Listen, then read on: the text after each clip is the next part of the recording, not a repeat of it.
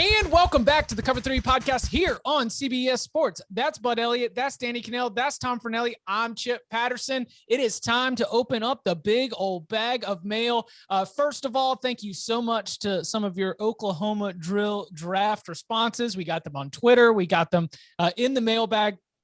And we'll hit on at least one of them, but we're glad that you were engaged by it. Reminder, we will run the Oklahoma drill draft back a little bit later in the offseason with a specific focus on the 2021 college football landscape. I don't know if y'all saw it in there, but the running back room all time was inundated. And I'm not specifically pulling this one, but like Derrick Henry got to be great at the Oklahoma drill, right? I mean, that was one where he said, I believe the comment was like, he won a Heisman for trucking people, getting the ball 35 times a game. I thought that was pretty good. So we appreciate all of the response. We're very glad that you enjoyed it. Again, as we get into this big old bag of mail, it's going to be a little bit more wide ranging topics outside of that, but thank you for your responses to that. Before we do so, want to get into a few headlines. The first of which is that the Kansas job appears to be close to wrapping up. The Kansas coaching search, reportedly, it's starting to narrow. Our own Dennis Dodd starts to, come in and be able to confirm a report from ESPN's Adam Rittenberg that the 4 finalists are Lance Leipold from Buffalo, Jeff Monken from Army, Skip Holtz from Louisiana Tech, and defensive coordinator Mike Elko at Texas A&M. Further reporting has indicated that Elko is likely to stay in College Station, and Dennis Dodd says that Leipold and Monken are the front runners there. So as we look at this Kansas job search coming to an end, these names are all ones that we've mentioned as soon as Les Miles was dismissed, so they do not come as surprises. We haven't gotten a chance to really follow this beat by beat, as there's been a lot of other stuff going on. But has your opinion changed at all as you've had more time to think about it? And are you starting to envision what the next era of Kansas football looks like? I think there's been some indication in the last 24 hours that it's looking like it's going to be Monken. I don't know how reliable it is, but there's been some people who seem to think that's going to be the case. I think that all things considered, being Kansas, being the way that Miles was let go, being the timing, I feel like being down to Leipold and Monken is probably the absolute best case scenario for Kansas, because I think they would both be good hires. Now, I know that I've talked and I've written and I've proselytized about how badly I think Kansas should run the option. And so therefore I'm kind of leaning towards Monken there. But even if Monken comes, I don't think he's going to be running the same offense he was running at Army. I think it's going to be more, like there's going to be passing involved, but it's still going to be the option. Kind of not all that different from what we see at Coastal Carolina. But I think that would be a great hire. And I think that Lance Leipold, like we talked about this originally, I thought that this Kansas job would be very appealing to him, because like the reason I remember reading when he took the Buffalo job, one of the reasons he was so interested in that gig was that it was kind of like a blank slate for the most part, where he was going to have the chance to come in and just completely build the program. And I think that Kansas is the closest you can get to a Power 5 program that is an absolute blank slate, and you can come in and you can have your way and you could build the program. So I think whether it's Leipold or Monken, if I'm a Kansas fan who cares about football, I'm happy with either one. I think both would be really good hires. I know Richard Johnson, I think, reported that Lance Leipold has the same agent as Pat Fitzgerald, and the new Kansas AD has some pretty serious ties to Pat Fitzgerald. So I think you'd probably have to assume that there's some sort of endorsement there.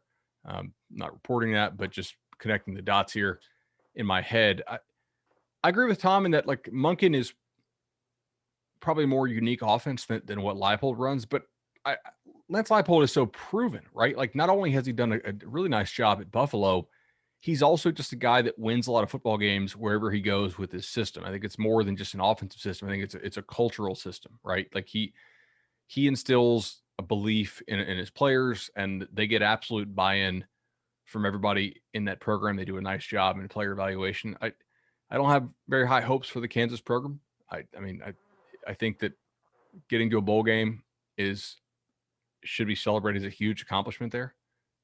Anytime it happens, but I think these guys could take them to a bowl game. That's awesome if you're Kansas.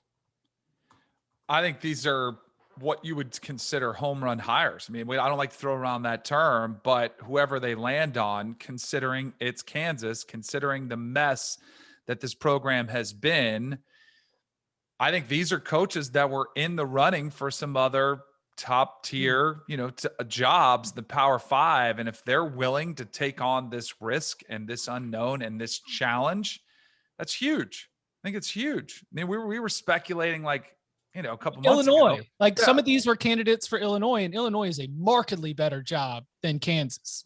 Yep. So I appreciate you saying that. Is it? Yeah. Yes. Illinois is definitely a better job. I don't know. Kansas was 12-1 in 2007. Hey, Illinois went to a Rose Bowl in 2007. Illinois is like a bottom What a year. 10 job. What a year. In the Power Five. Yeah, Kansas they're not is like a bottom 3 job. This is not that great of a debate. I mean, it's like That should be. We should do a whole show. Kansas or Illinois? Yes, we should. But I think all those things considered, I think they'd be. If as a Kansas fan, you should be thrilled. Give them the blank slate that they want. I mean, I don't think there's any expectations from Kansas fans or former players.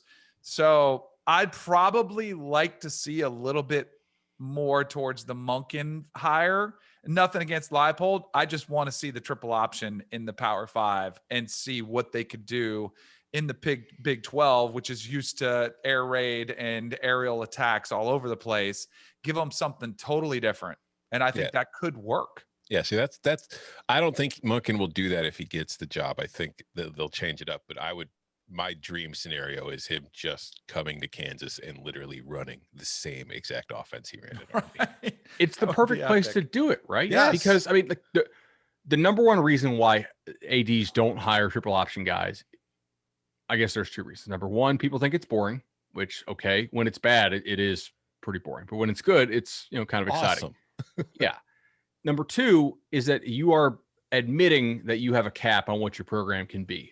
You cannot win the national championship running the triple option in modern day because you can't get enough guys. And because we know passing is so efficient now and people actually pass the ball in high school, so it's not that hard to get dudes who can throw. But at Kansas, not winning not really competing for the conference title, not competing for a national title, that sort of handicap shouldn't be an impediment because you're not going to do it anyway. Like Nick Saban wouldn't win the Big 12 at Kansas. I don't think he would sniff it. That's just not a job you can get players at. I know guys who have coached at Kansas and they're like, yeah, man, I'm back at a CUSA school. I'm back at a Sunbelt school now. Like our players are better here than what I can get at Kansas. Could do he? something different? I mean, could he? You think Nick Saban would win the Big 12 at Kansas? Could Hugh Freeze? Give him time. Give him time. Did he win Give the him Big 10 at 5 Michigan years. State? No, he did not. Did he win anything with the Dolphins? No. No, he did not. He's awesome at maximizing resources and getting absolute best out of really elite players. He's not going to have elite players at Kansas. But that's where I would maybe push back on you, where he is now and where he's regarded as the greatest coach of all time. If Dion can get a 4-star player to go to Jackson State. But why is Dion Saban getting those could 4 get some stars? Is he getting those 4 stars because those kids didn't qualify in some cases? Probably. Yeah, but I think Saban 100%. Would steal some recruits because he's Nick Saban. I think he definitely would in the first class or two. We got some good podcast ideas for June and July with these topics down. we're throwing out there.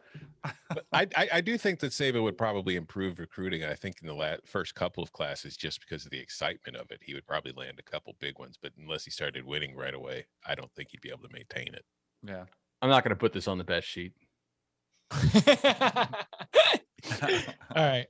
Before we get into the big old bag of mail, couple of news headlines. We've got Ole Miss offensive line coach Randy Clements dismissed just a few days after the spring game. Now, I only mentioned the spring game not because I'm trying to connect it to performance, because Lane Kiffin's own comments, he wasn't really concerned or looking for anything. He just gave the classic head coach line, we just want to get out of here healthy.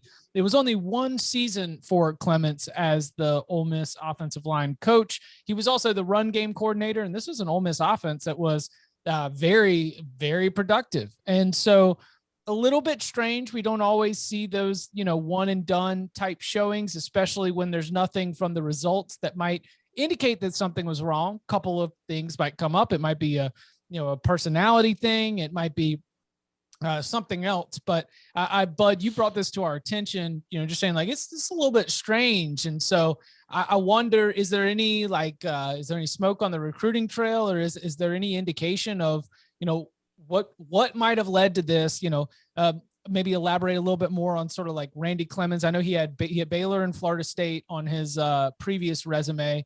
What's the, what is the takeaway, and what are we to surmise by this news coming again at the end of spring practice? The timing struck me as pretty odd. Randy Clements is really well respected everywhere he's coached. He's had excellent results, be they, top line results or improvement over the prior season type results. He also is one of the guys who, the folks who run that Baylor system, like Jeff Lebby there at Ole Miss. I know it's Lane Kiffin's offense, but you don't bring in Jeff Lebby to, just sort of do nothing. Like you have a lot of that Baylor style offense influence, the Briles offense, if you will. Those guys really want Clements bad. I mean, I remember the huge weight FSU had when Kendall Briles came to FSU to be their OC for that 1 year under Willie Taggart, and they waited out Houston, basically playing a game of chicken to see if Houston was going to release Clements from his deal, so they wouldn't have to buy him out. Like, he's very well respected. The timing of this is weird. The sort of vagueness of Kiffin's statement. Not that you'd really expect a coach to say, "Yeah, we fired him for these exact reasons," but you don't typically fire your offensive line coach who's well respected in the game a couple days after spring practice. Like, makes me wonder what's up. Let's recklessly speculate then. He wanted the Rebels to play defense more, and Lane was like, no. I don't know. Yeah, the timing of it's weird. All of it's weird. There's something. Well, it's Ole Miss, which makes me be like, I mean, is that too recklessly speculative to be like, huh? So what'd he do? Huh? Right? So it's like, so what they are they getting ahead of something right here? Like, I don't know. I'm just it was very, very strange, and it's interesting to look at because, as you mentioned, that that Ole Miss offense was very much everything seemed to be working and moving in the right direction so far. Is he a good recruiter? Is he? No. Maybe. He's okay. He's not a great recruiter. So I'm not saying he's a bad recruiter, but he's definitely not a dynamic personality on the trail. So maybe that's why. Maybe Lane wanted to. Maybe he's not a dynamic personality in the coaching room. That's possible. Who knows? He's not sexy enough for Lane. But that's why you hire him, is the coaching. I mean, like the job Clements does, everybody seems to think really highly of it, except for maybe Lane Kiffin. In the college sports world, we got some news as NCAA president Mark Emmert will be receiving an extension. It has led to an interesting response across the entire take sphere. The NCAA with the NCAA tournament seemed to come under a lot of scrutiny with the women's tournament and the inequities with the men's tournament.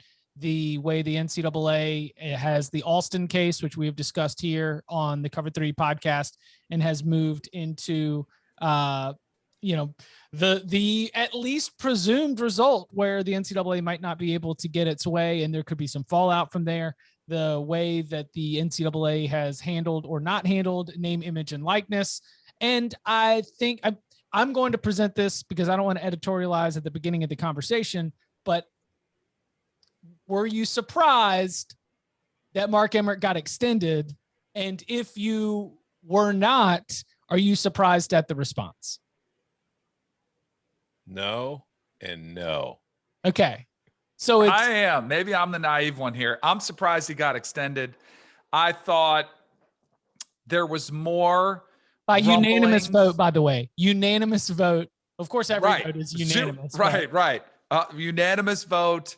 Keep him up there. I was surprised because of the momentum and the kind of public scrutiny in the national scale that the women's debacle, took over. I mean, that was a national storyline. It wasn't just college sports world. It was on GMA. It was on everywhere. Danny, they had my Muppet looking face on CBS News talking about the women's tournament inequities. I mean, they said, you know what? Someone called Chip.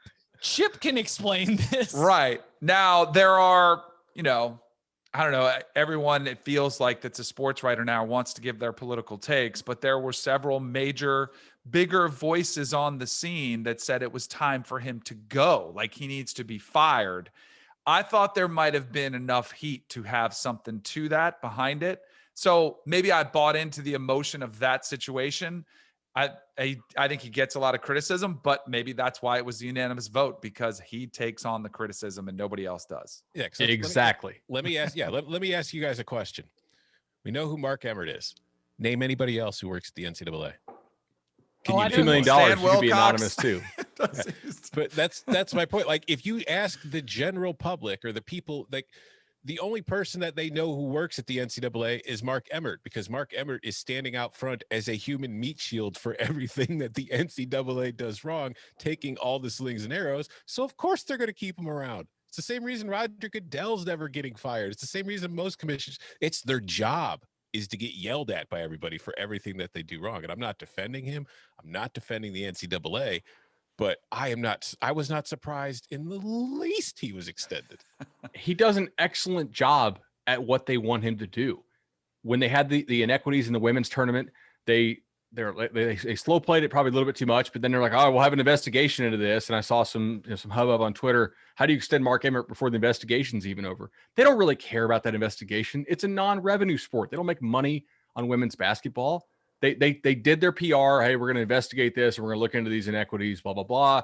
But Mark Emmert, nice job. You keep the money train rolling for us here at the, with the NCAA. I think there are some things that people are reporting that are probably legitimate issues with Emmert, but there's probably not big time changes coming to the NCAA for another 2 to 3 years anyway.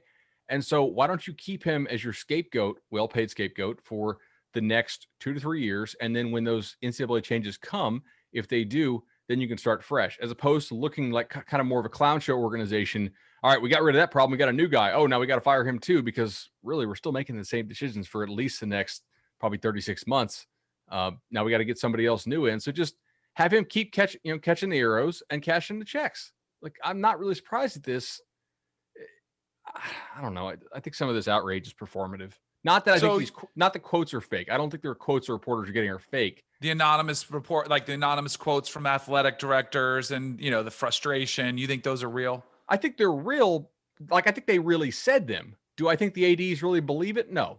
I think they're kind of full of it, but they don't want to come out and say, or think they about realize what they would have to say. It doesn't really affect them. Yeah. Like, what are they going to say? Hey, man. All right. My Love quote him. is, I love that we extended Mark Emmert, because that if we didn't, then people might realize that my president's actually the one making these decisions.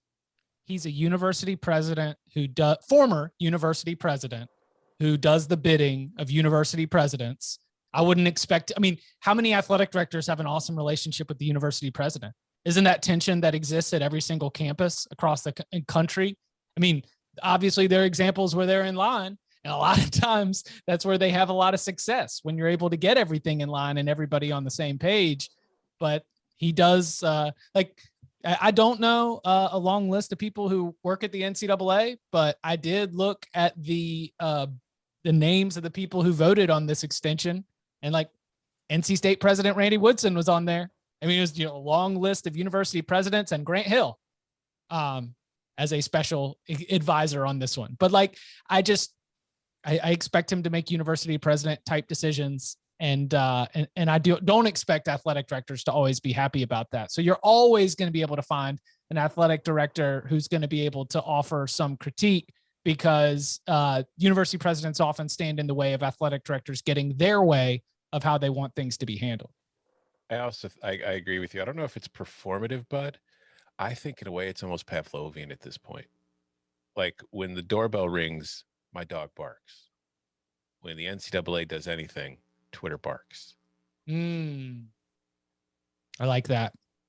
Coming up on the other side, diving into the big old bag of mail, which will be hitting on how things might change, particularly as we look at those 24/7 sports recruiting rankings and the commit lists. Once the dead period ends, a callback to Range, one of Barton Simmons' favorite books, and the idea of specialization, with a shout out to our own Danny Cannell, and the value of the running back position. All that next. It's Kentucky Derby week, and Sportsline has you covered. Don't lay a wager before visiting sportsline.com for the best racing analysis from legendary handicappers. Hammer and Hank Goldberg has the inside scoop from Bob Baffer, Jody Demling, and has nailed 9 Oaks Derby doubles. Horse racing guru Gene Menez will be on the Early Edge podcast, dishing out his picks and getting you up to speed on how to bet the first leg of the Triple Crown. Sportsline has you covered for everything related to Saturday's Run for the Roses. The NFL draft has arrived, and the Pick Six podcast is your audio outlet for immediate reactions for picks from Trevor Lawrence all the way to Mr. Irrelevant. Want to know how your team fared? Each night of the draft, the Pick Six crew will analyze all selections, dishing out winners and losers and team-by-team grades. Follow the Pick Six podcast wherever you find this one. All right, into the big old bag of mail. This question comes from R Nags 75. Nags Head. We're just gonna call him Nags Head. Fellas, love the pod. Best non-team specific pod on the market. Reminder, you can find plenty of team specific pods through the 24/7 Sports Podcast Network. Danny and Bud were the perfect additions. You ready for this, Danny? One of my lifetime achievements was working Danny to a 3-2 count in high school before he hit a ball I don't think ever landed.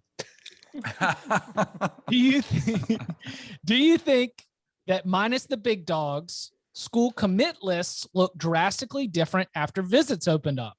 I've watched a couple early commits bail from my Knowles. Is that pretty common when kids start getting noticed? Keep up the great work.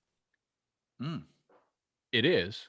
It is common when kids start to get noticed. For instance, FSU had a commit from Fort Lauderdale Dillard High School in Nigel Kelly back when he was rated like outside the top 600. Now he's on the verge of being in the top 100 in the country. And unsurprisingly, some other programs that won more than 3 games last year are now also interested. So he went ahead and backed off his commitment. He's still considering the Knowles, and the staff still feels like they're in it for him.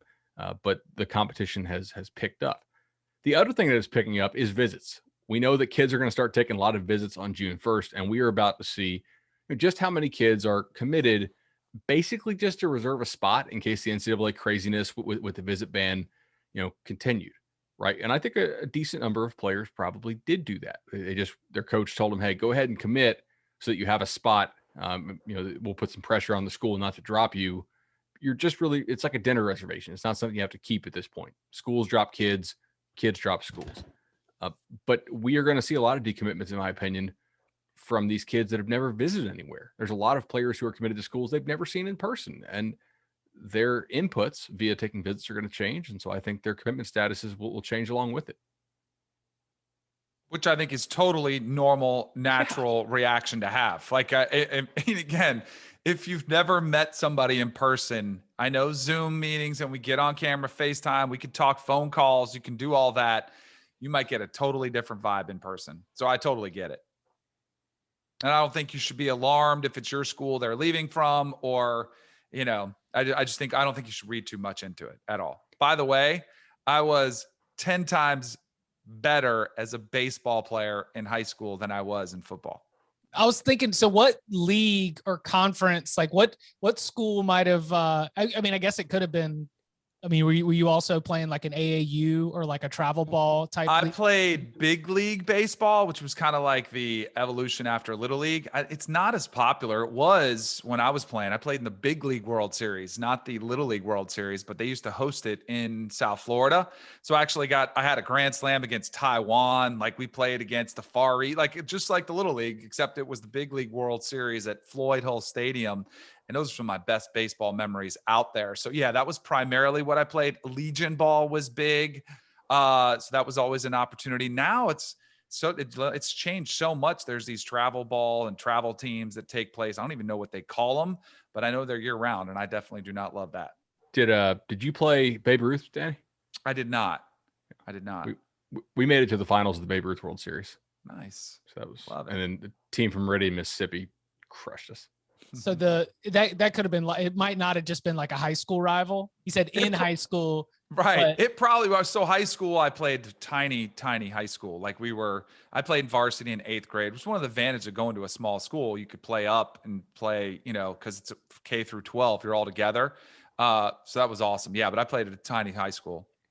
Danny, how often or how rare was it for you to go to a 3-2 count then? Like, do you remember this at bat? I don't recall. I don't know when it was. I mean, I'm sure there were more than one 3-2 count. When you've hit like 500 dingers, you can't remember them all. Right. That's the answer I should have given. Thank you, Tom. So this is, one of the reasons I was excited about this pair is this next question sort of pivots right into that. This question from Purdue fan 86. Best CFB pod around. Wondering if the Cover 3 book club will be making a return. I know Barton's recommendation of Range from a few off seasons ago. In the book, they mention how people who specialize later in life tend to be more successful. Hoping to get Danny's thoughts, as he mentioned recently, not starting football until later, and then going on to have a very goodness gracious. Hoping to get Danny's thoughts, as he mentioned recently, not starting football until later than most and going on to have a very successful career. Would also like to hear if Bud has noticed any trends in recruits listed as athletes who don't specialize until later. Keep up the great work. I love it. This is one of my pet peeves. One of my kind of, if there was a subject that I'm passionate about, it would be multi-sport athletes. I don't like the trend that we're going. I'll be curious to see what Bud has to say about this in the recruiting ranks, like if he's seeing a difference, because there's definitely more opportunity to play year round than there ever was before. There's more pressure to play year round than ever before. But I would say, I think too much of it is put on parents trying to generate a scholarship. And they feel that pressure. And so they're going to have, and then those emotions get played from sports specific coaches, quarterback gurus, positional gurus, workout gurus, like everyone's in there to make a buck. So they're saying, hey, your kid, you can't have your kid miss this 7-on-7 league. Like, what if he misses out on an opportunity? So I would always lean towards, and this is I have girls, so it's a little bit different, but I even see it. My oldest daughter's a golfer and she's 13, but I've had her play volleyball, basketball, soccer. She plays beach volleyball. Now we're starting to narrow it down, but she kind of stopped liking some of the other sports. So now she does golf and she does beach volleyball, but then with her school team, she still plays basketball. So it's starting to narrow down, but I think it creates burnout if you focus on one sport too soon. I think there's an absolute benefit to developing other skill sets that are not included in your sport that you want to excel in. I think it's good to get a refresher, a breather from that sport. And I ask everybody I interview, like in a setting where I can, if I'm at the Super Bowl week, I love asking guys off camera, like when we're there with CBS Sports HQ, like, hey, what'd you do in high school? Almost every professional athlete will tell you, I played everything growing up. I played and a lot of times it's in high school too. Now I do think there becomes a time, and I do think it's more specialized, that you do have to narrow it down, but I'm a big fan of playing as many sports as you can for as long as you can. In fact, I wish professional sports leagues would allow it to happen more, because I think we'd see some opportunities for greatness that we just don't get because there's money involved and they won't let them try another sport. Danny, I think you totally nailed it there. I mean, we literally have a column in our ranking spreadsheet for other sport. We look at that. We know that schools really like that. We want you to run track, to play basketball, to play baseball. I mean, I was just with Andrew Ivins at this camp in Orlando the other day, and this kid was tracking balls over his shoulder really well. And he said, I bet you that kid played center field at some point. right? Like it absolutely helps you to play multiple sports. I also think that look how often we see guys who only played like 1 or 2 years of high school football going to a major program like a Bama or a Georgia or Ohio State or USC. I have never had a high school coach, or excuse me, a college coach say, "Bud, I wish this kid played some Pop Warner football. I wish this kid played more travel ball." Ever. They don't give a damn. They want height, weight, speed, passion, right? And projectability. That's what they're looking for. They don't really care, oh, this kid's technique is so amazing. Like, that's a bonus. That's what the college coaches are there for, is to teach you that stuff. They want the measurables and the raw material. I was on the phone last night on FaceTime with my son and my mom. My wife was sitting there, and my mom was saying, "Hey, just you enjoy this time so much," because he's turning 2 next month. And my mom said, "Don't ever get into travel ball." She said, "Look, if he's good enough, don't worry about it. They'll find him." She goes, "Take summer vacations." She goes, "I wish we would not have played All-Stars every summer." She's like, "I wish we would have played All-Stars the year, that Buddy could have gone to, Little League World Series, like for the, the Williamsport, and, my sister could have gone in that 1 year, but like play other sports. Don't specialize." And I don't know, I'm sure I'm going to get travel ball parents all mad at me, but I got a guy I know in the state of Florida. He texted me yesterday, and he's divorced, and his kid's going to be a junior this fall. And he's asking me, he's like, "Hey man, my wife's saying like if we hooked up with his coach, I might be able to get a scholarship." And I was like, "He's your height, right?" And he's like, "He's shorter than me." I was like, "Man, the scholarship's going to come from you, because he's going to be a walk-on, and then they're going to be hitting you up to donate if he wants to keep his walk-on spot and have you drive other kids up, from Jacksonville to wherever, wherever's recruiting him, dude. Like you know it. This is don't trick yourself." So yeah, do you have any statistics on it? Because I remember there was a stat that was going around with Urban Meyer while he was the head coach at Ohio State, and I saw it somewhere. I had to try to find it, but out of his 85 scholarship players, there was some astronomical portion of them. I think it was like 75% had played 3 sports in high school. 20% had played 2 sports, and 5% had played 1 sport, and that sport being football. I don't know if it was, and the kind of the leaning of the opinion was Urban Meyer looks for more multi-sport athletes, but I think most coaches do. I think they like to see somebody well-rounded. And I think you hit something there and this is the harsh reality for a lot of parents, that they may not want to hear this because they think they can create a scholarship if you work towards it. While they might be able to, most of it is God-given natural abilities. Like, you either kind of have it or you don't. Now, you could be on the cusp and you could get there, but I don't know if it's going to make that much of a difference by just specializing. And I think there would be more benefits to playing a different sport or different sports, plural, and developing some other skill sets alongside of those. So off the top of my head, I don't have hard data on exactly how many, first rounders played multiple sports. I know from looking at the potential first rounders for a piece I'm working on, a whole lot of them did.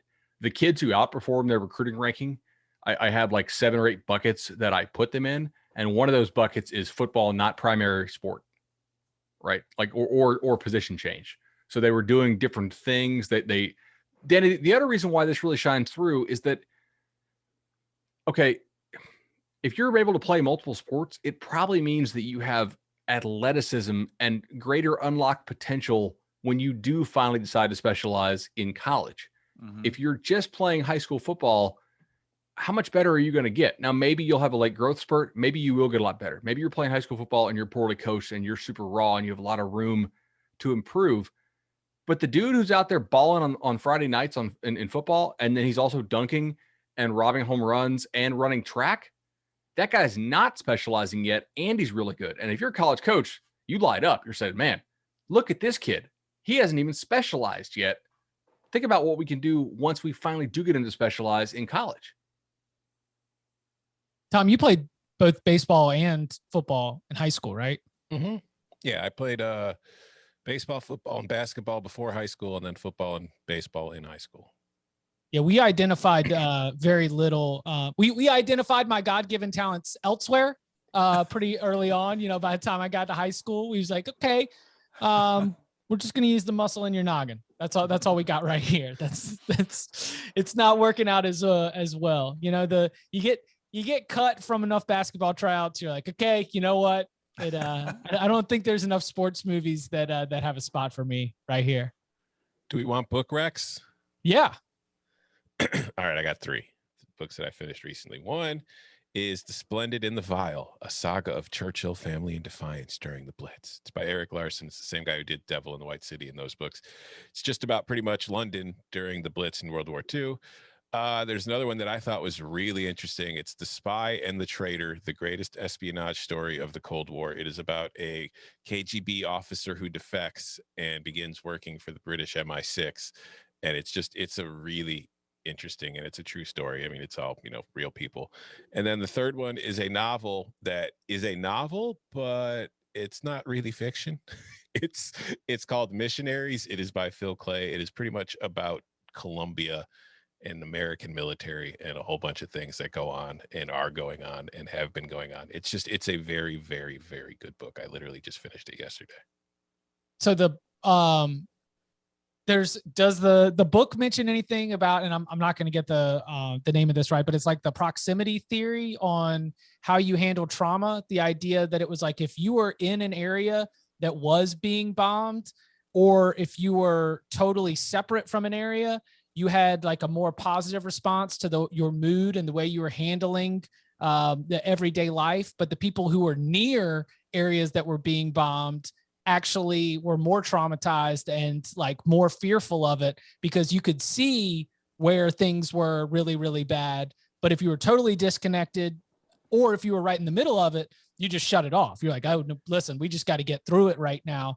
And so it's like that thing in life where if you're close enough to see something that's really bad that's happening, even if it's not happening to you, you're going to react to. And maybe this was how a lot of people handled COVID, where if you knew somebody who got it, you might have been really fearful and you might have had a very strong reaction. But if you were like right in the middle of it, or if you were battling it yourself, or if you were totally disconnected and you didn't know anybody who got it, you had a different response to it. I remember the research for that came from World War II, London during the Blitz.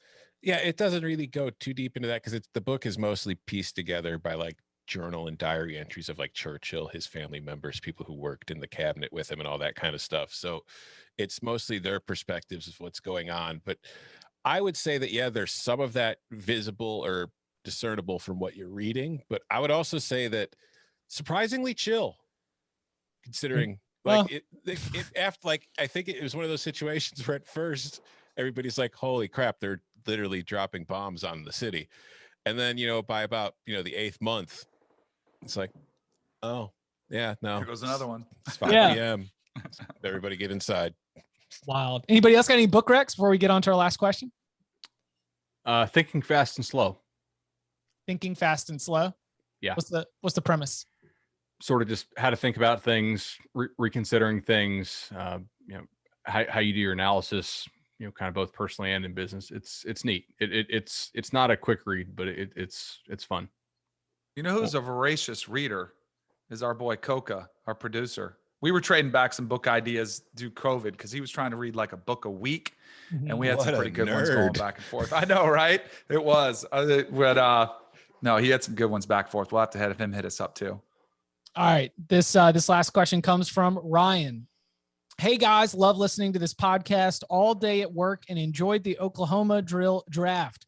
With all the stat metrics you guys have thrown out, it seems that running backs are the least valuable position on an offense other than, say, fullback. I'm curious as to why that is. I know the college game is continuing to move more towards airing it out more and more, but having an explosive running back still seems to be a real game changer. See Najee Harris, Travis Etienne et al. I think that at the college level, having a real game breaker at the running back position is more valuable than it is at the NFL level. I don't know if it's that important, because I think what it comes down to with running backs is if there's a hole there are a lot of running backs who can get in the hole. You know what I mean? Like if a play goes as designed, long as guys have the right size, right speed, and they can, they can move, it's a job that's more easily filled. There's more people that can do it. I don't know why it is, but I think that's just been the case. And I think particularly when you get to the NFL level, like, it is clear that the gap between the best running back in the league and the worst starter in the league is usually not nearly worth what the money difference is in being paid. And that's why you see like look at the Chiefs. It was strange. Like they used a first-round pick on Clyde Edwards-Helaire last year, and then they barely used him because it turned out he wasn't that great. And that's why I think that like tonight with the draft, I'm sure when we get together on Thursday night to discuss the first round, I'll be shocked if there's more than one running back taken in the first round. I would agree with all that. I think that running backs can somewhat control like how explosive they make a play after it is successful, but they really don't have that much control over whether a play is successful in itself, except for maybe one or two times a game, right? Where maybe the offensive line doesn't appropriately block the play and you're having to make somebody miss in the backfield. But like success rate in the run game, like how successful you are down to down is largely your blocking scheme, making the correct checks. I mean, Danny will know about this. Like you got to look at how the defense is aligned and check it to the right side. If you check it to the wrong side, which occasionally happens, probably more at the college level than the NFL level, the back really can't do much about it for the most part. Now they do have some control over once you get through that first line of defense, are you making that final guy miss and are you taking it to the house? But I think the guy from the comment section here or the review section with the question was spot on. They don't run as much anymore. Like the plays aren't as frequent and they're de-emphasized. I think in order for me to take a running back in the first round, it would have to be somebody with exceptional eye-popping skills. And I'm not talking about from a running standpoint. I would want somebody who's versatile, like a Christian McCaffrey. Like I think he was one where you look at it and you're like, all right, he's a Swiss Army knife. He's got explosive speed. He can catch. He can run routes. He can do a lot more. I just was Googling real quick the top 5 rushers in the NFL this past season. Derrick Henry, 2nd round pick. Dalvin Cook, 2nd round pick. Jonathan Taylor, 2nd round pick. Aaron Jones, 5th round pick. Like you could go on and on.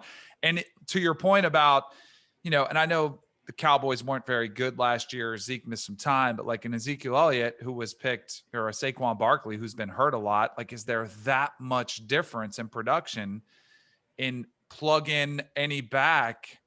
I don't know if there is. Like, so I hate saying it because I don't like taking money from people, but if I had a back, man, he'd really have to prove his value before I backed up the truck for him and paid him a ton of money. He'd have to do a lot more than running the football. Danny, don't you think Barkley and Zeke Elliott will be sort of the examples for don't draft running backs that high and don't pay them like crazy? Totally. Like, and how much better would the Cowboys Todd be? Gurley's another one. There's a bunch of examples why you should not pay them. Well, their durability is probably the most questionable out of all the positions you might pay. And like, how much better would the Cowboys be if they had taken Jalen Ramsey instead of Zeke Elliott? Yep. Anybody could run behind that line. We saw it when Zeke went down, when that line was good. What were you going to say, Tom? I was going to say, if they taken Ramsey, they might not be taking Pat Surtain tonight. Right. That's true. For sure. And by the way, Ryan offered his own Oklahoma drill. He is a Clemson fan, and you can tell that because for his linebacker, he picked Isaiah Simmons. His defensive lineman, he picked Fridge Perry and Nick Bosa. For his offensive lineman, he picked Bryant McKinney and Barrett Jones. And for his running back, he picked Derrick Henry. Another Derrick Henry Oklahoma drill there for you. You can follow him on Twitter at BudElliott3. You can follow him at Danny Cannell. You can follow him at Tom Fernelli. You can follow me at Chip_Patterson. Next Monday, we will be back recapping the entire NFL draft. The sleepers on day 3, we like where they landed, the players who we think are going to have a great chance for success based on where they were drafted, the big surprises, where we agree, disagree, all that fun stuff coming at you. So make sure you subscribe wherever you get your podcasts. Gentlemen, thank you very much. Thank you. Thank you very much, Chip. That was a fantastic show today. You did an outstanding job hosting. I don't leave you hanging, man. That was just phenomenal. Little inside joke from the comments on some of the Twitter threads. Oh,